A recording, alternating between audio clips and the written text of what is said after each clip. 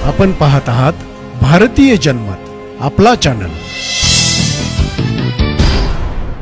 नमस्कार, मी मानसी धामणेकर। आपण पाहत आहात भारतीय जनमत न्यूज। नजर टाकूया त्याच्या ठळक घडामोडींवर।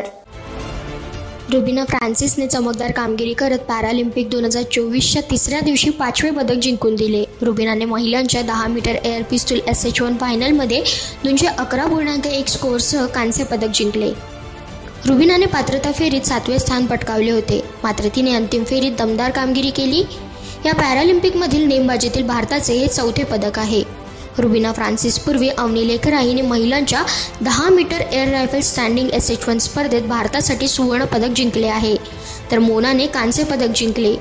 त्याचवेळी मनीष नरवालने पुरुषांच्या 10 मीटर एअर पिस्तूल SH1 प्रकारात रौप्य पदक जिंकले आहे।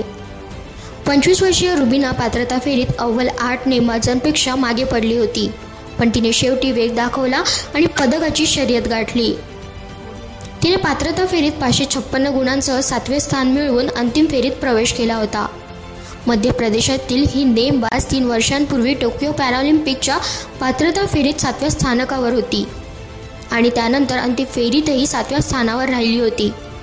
पण पॅरिसमध्ये रुबीनाने टोकियोच्या अपयश मागे सोडत कांस्य पदक मिळवण्यात यश मिळवले आहे।